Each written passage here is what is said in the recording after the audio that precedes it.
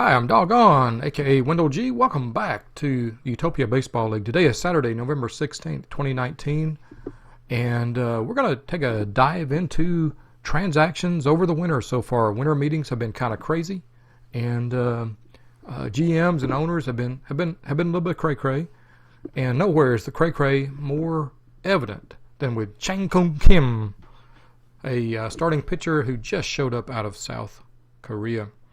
You can see Kim is a lefty, age 21. Howard thinks he is fully matured in that left arm of his. A 50, 55, 60 profile. 4 good pitches. 2 really good pitches. That fastball and cutter are really good. Decent ground ball ratio. Decent velocity, 90, 92. That's good. That's fine. Great ability to hold runner like most lefties do. 50 stamina, which means he can start and go, into the 7th inning in most games. And decent, mediocre defense as a pitcher. Good kid, not much to dislike. His contract demand at the start of the winter was $1.5 million. In fact, it might have been even a little bit less. Well, craziness has happened. See, offer contract. Nashville has made the best offer, but I would rather play for you, Wendell G. Here's what it would take to get it done. 4-year Major League contract with an average annual salary of $11.12. Whoa. Well, now, the only redeeming grace to this contract is final year team option. Now, this is Kim. Team option, $3 million buyout. This is a guaranteed 33 plus 3. That's a guaranteed $36 million for 3 years, for 4 years, for 3 years really. $36 million for 3 years, or 44 for 4 years. That's a lot of money. So I just wanted to kind of highlight how cray that is. And yeah, Kim wanting a lot of money.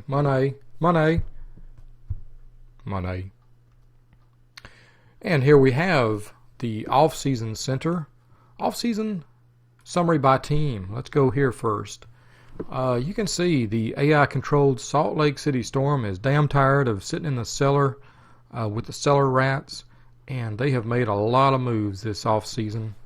Virginia Beach has made moves. One big move. You can see, I really don't. WAR, wins above replacement, is a backward-looking metric, as are all metrics. I don't place a whole lot of emphasis on them, but this guy, Howard Alexander, he pulled down a huge contract from Virginia Beach. We'll get to that in a second. And that's basically that's the WAR that Virginia Beach gained. They actually gained. They went a little bit positive by dumping Ruzick and Flint. They also lost Dobby in free agency, but yeah. Winnipeg has been the war whore in years past, and this year you can see that they're actually just slightly negative in WAR so far. But the offseason is young, and there's still some good players out there, and there's a lot of trading that can still be done. And not to mention the fact that Winnipeg is very happy with they're pretty much set. I know Doe likes to, he wants to perfect his roster constantly. He's a constant perfectionist, but they're pretty much set. Tijuana Cabrones, the AI-controlled team, formerly Las Vegas, they haven't done much this season. They picked up Steve Daniels off waivers from Winnipeg. They let go Justin Landry, Bruce Everett, and Lucio Pacheco.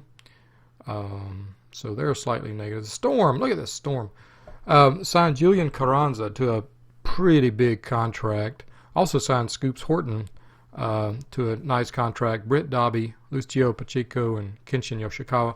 Of these, I think the Pacheco signing is going to benefit them the most. Dobby, yes. At least those were the two that I considered the most. Carranza, he was just too rich for my tastes.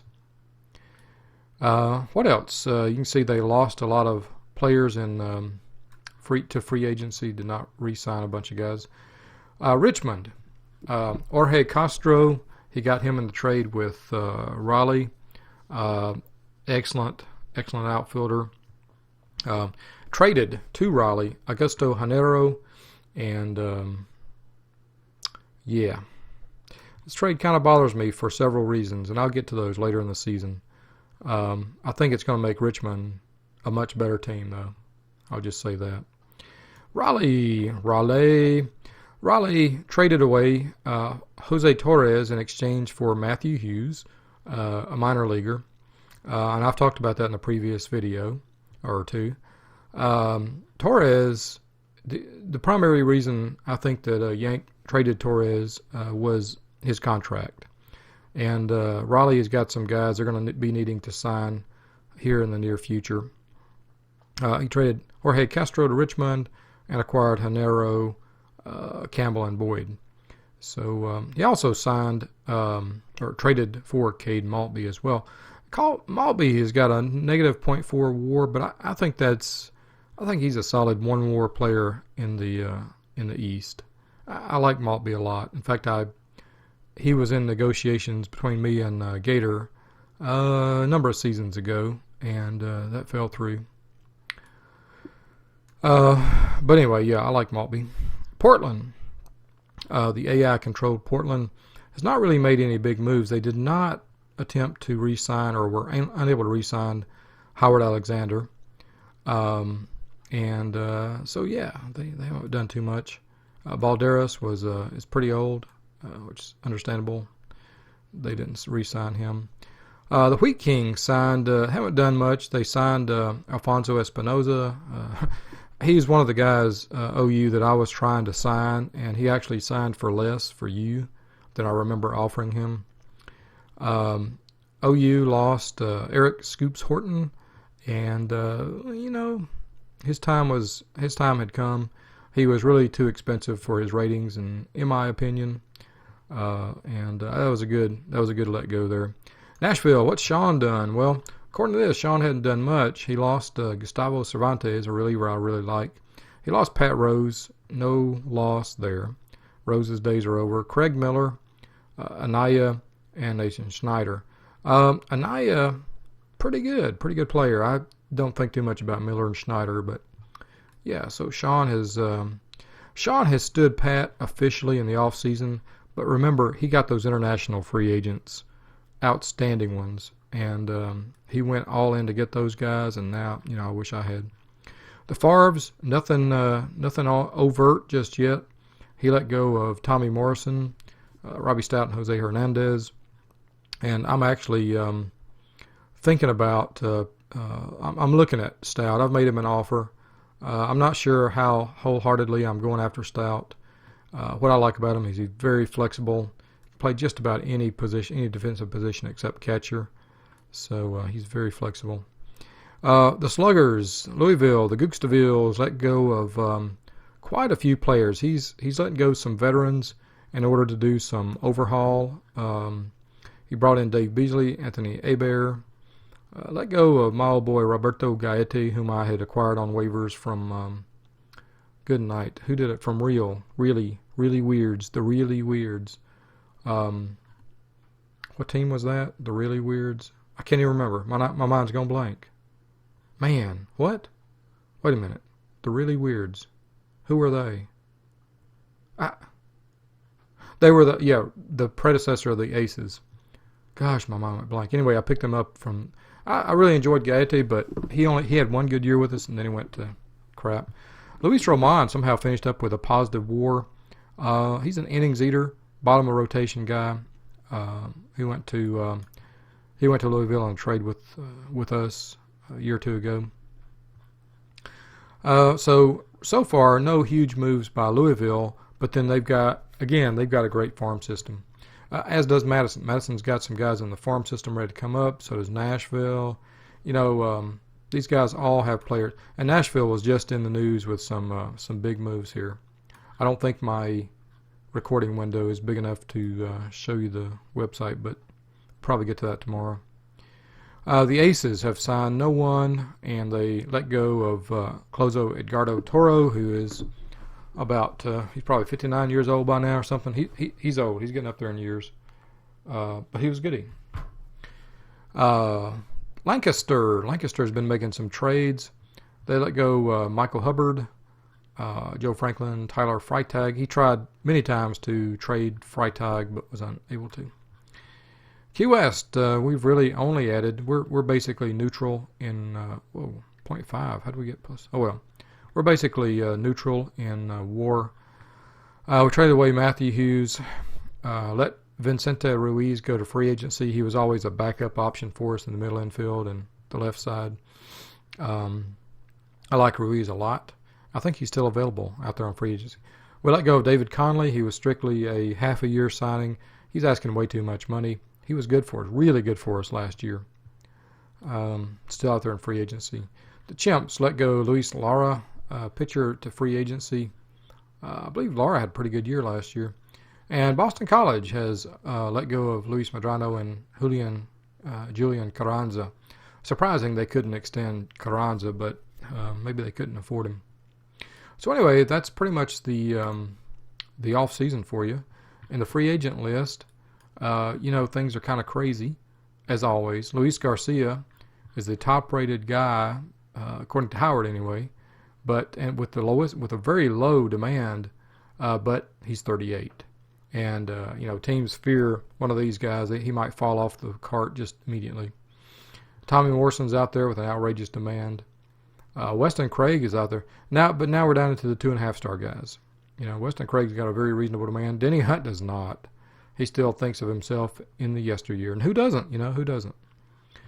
So, yeah. There are some guys down here. Lowell Haynes thinks very highly of himself. He's probably got another year left, but he's 39. My word, yeah. David Conley's wanting $8.5 million, as is Woody Dixon.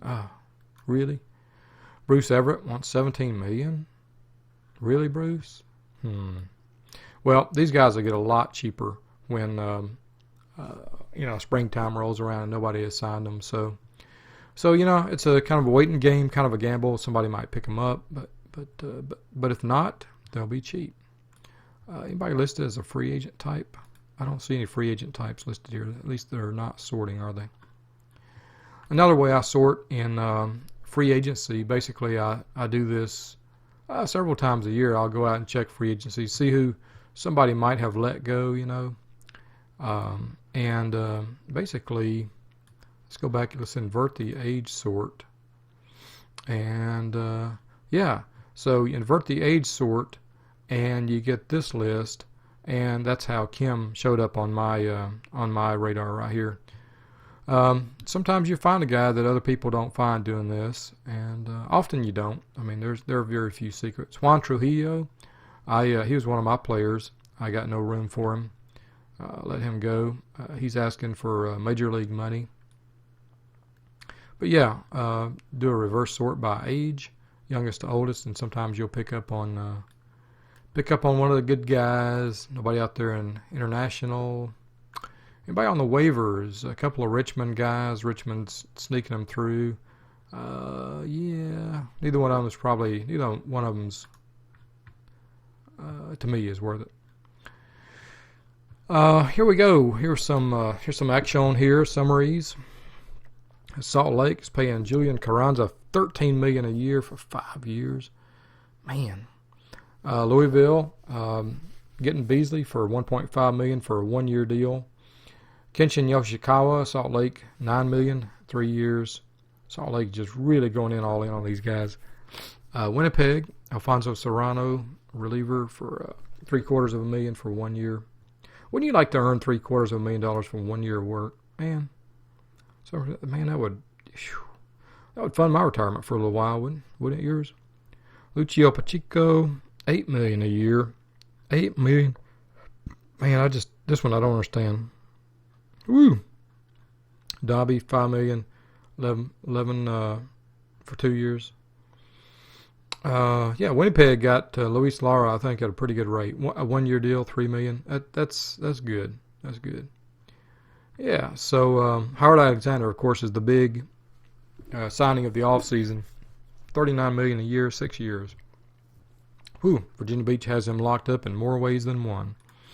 Scoops Horton, Salt Lake, $17 million a year for 2 years. And Winnipeg taking a flyer on Alfredo Olivas, former chimp, at a $5 million a year. The $5 million man.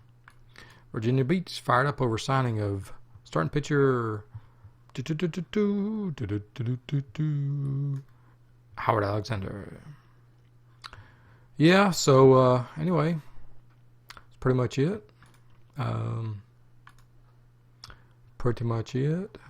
Let's go back to Waco. You could have been mine, man. Could have been on my team, Waco. Could have been mine. Oops. UBL. Newspaper, that's what I wanted. Yep. Raleigh and Richmond. This is a deal, the Raleigh-Richmond deal. Jorge Castro for Hanero, Campbell, and Boyd. I think that helps both teams. Richmond wanted another outfielder, strong outfielder, and Raleigh needed another fine starting pitcher, and both teams got what they needed. The East-Northeast is the division to watch this year, and I'm not going to discount the West-Southwest because let's see, where's the okay? Come on, where's my overall standings, people? Standings? Oh, there they are. No, what? Standings, not playoff standings. Yeah, the West-Southwest. Salt Lake has made moves in the offseason, and I've always thought that the Aces were better than they are, than they have shown the past couple of years. Tijuana is going to be strong again, almost certainly. Oklahoma, of course, is the team to beat. Best record in baseball last year. They'll be definitely the team to beat in the West-Southwest, but this could easily be a 3-team race, or at least I don't know, who knows. Maybe we'll have a second division of Tijuana and Salt Lake battling it out. The West-Northwest, wow. BC, what a shocker last year, right? Winnipeg, constantly making the moves to make it, make something happen. BC not making any moves this year, which is surprising. Yeah, so down in the East-Southeast, Louisville I'm just kind of waiting for the timer to go off for Louisville, and it's going to. Charleston made some moves a couple of seasons ago. I wonder what Dave's got up his sleeve, what kind of trumps he's got up his sleeve. Sean has got some really key players. If he has a healthy year, I'm really curious to see how well those guys do. Of course, I'm hoping we can repeat as division champs, and we'll just have to see, though. I think we're definitely a plus above 500 baseball team in just about any scenario, but we'll just have to see.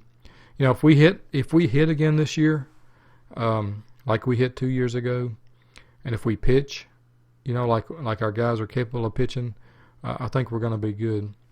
On the other hand, the quality, just about the top to bottom quality of just about every team in the UBL has improved in the past 10 years. So who knows? The East-Northeast, though, this division is going to be a nutcase. It's going to be the insanity ward, the cuckoo's nest right up in here, the Big Eenie. Virginia Beach making that really strong move with Alexander. Richmond getting Castro, Madison just always finding a way to be on top of the division. I know Orlando's constantly fretting about it, but man, I don't know. Madison just always finds a way to win. The team that you love to hate, kind of like the New York Yankees, kind of like Southern Cal, Ohio State, the team you love to hate, because they just keep on winning. Somehow they find a way to do it. And Raleigh, let's see how far Raleigh can run. It's going to be a dogfight just to get out of this is just going to be a dogfight up and down I wouldn't be surprised to see 4 division leaders, every week, a new division leader in the East-Northeast throughout the season from start to finish. So that's going to be a lot of fun to watch this year, and I'm glad you guys in the East-Northeast are are making the moves to be competitive and compete. It's a lot of fun. Yeah, I guess that's about it. Anything else? I don't know. Ask me your questions, and I'll do what I can to answer them. Free agents. Yeah, the big wave of free agent mania has kind of died off.